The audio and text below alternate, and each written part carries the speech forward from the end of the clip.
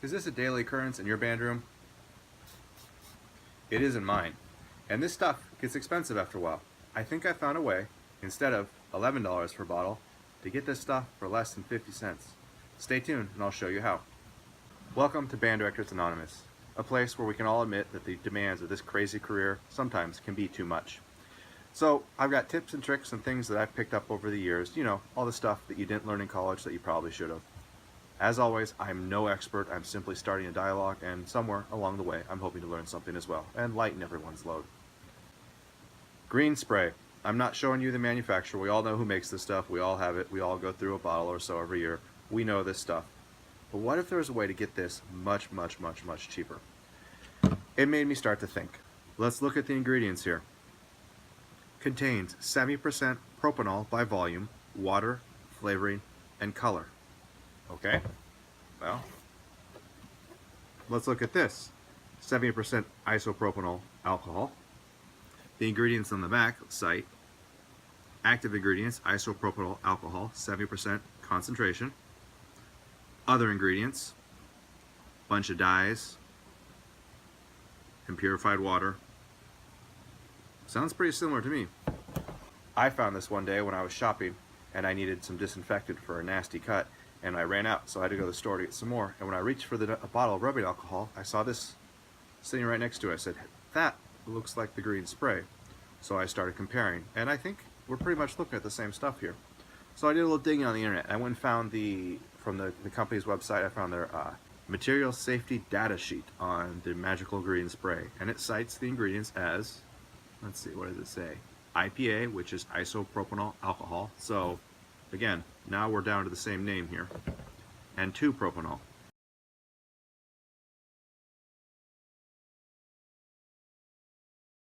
A little bit more Googling, I found that these are common uses for disinfectants that kill bacteria. My favorite line when I'm using this in class is I tell the kids it kills everything but kids, because it kills all their germs and all their cooties. But are we really using this stuff right? Because as I researched it, rubbing alcohol and this alcohol at these concentrations needs time to kill the bacteria. Think about bleach. We don't use bleach because it's, you know, who wants to put bleach in their lips? But even, you know, in a daycare center or other places where they use bleach, they spray it and there's something like a 10-second period they have to wait for the bleach to kill the germs. Well, have you ever noticed that on this stuff, the instructions actually say, spray on mouthpiece and let it evaporate. In fact, I believe when I looked on some places on their website, it said that you're supposed to spray it and let it sit for 45 seconds. Has anyone actually waited 45 seconds? I've never seen it done. Not once. Do you wait 45 seconds? Who's got time for that? So let's go to the store and get some real quick and see what we can find. Let me show you exactly where to find this stuff at your local Walmart or grocery store. Basically, find the Band-Aids, find the rubbing alcohol, and you will find this stuff. I'm a little disappointed because they have 50% isopropyl as opposed to 70% like last time. So definitely disappointed that they didn't have the 70% in stock. Here's a source I found on Amazon where you can get it for about $2. Maybe in a store around your neighborhood you can actually find it in stock. So we all know that it's some form of alcohol. I mean, come on, what band director hasn't made a joke about after a long day taking a swig of this stuff? So we know it's alcohol. So I decided to do a few tests here. I poured 3 different kinds of this into 3 different little containers. I looked at the colors, I looked at the evaporation time, because if it's truly alcohol, that should evaporate quicker, so that higher percentage should evaporate faster than the water. At least that's my theory. 5 milliliters of each one. This one is the magical green spray. This one is the 70% isopropyl alcohol, and this one is the 50% isopropyl alcohol.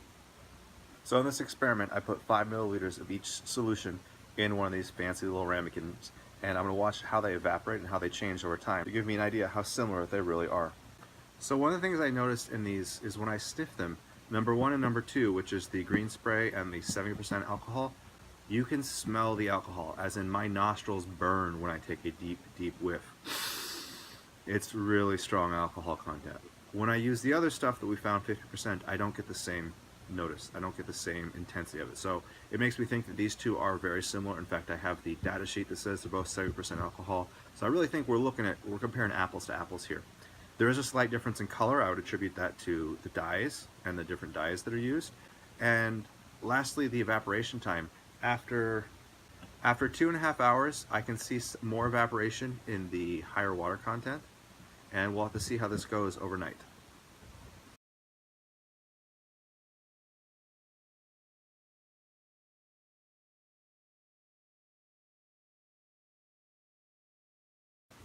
So what do you guys think? Could this be a reasonable replacement for our magical green spray? Do we really need to pay $11 a bottle when we can refill 2 bottles for $1? That's a big saving. That's a lot of reeds that I can hand out to kids. Again, I'm no expert. What do you think? It seems pretty much like the same stuff to me. It's the same color, same alcohol content, smells the same, acts the same. I'm for it. What about you? I'm currently working on 2 more projects that I think will be exciting for band directors to watch. So hit the subscribe and hit the bell button so you know when I put these up. One is a how not to oil your valves. I'm going to explore all the ways that I've heard kids talk about oiling the valves, not using valve oil over the years. Some of my favorites are motor oil, butter, bacon grease, Windex. What are some of the weird ways your students have talked about oiling their valves? Let me know in the comments below.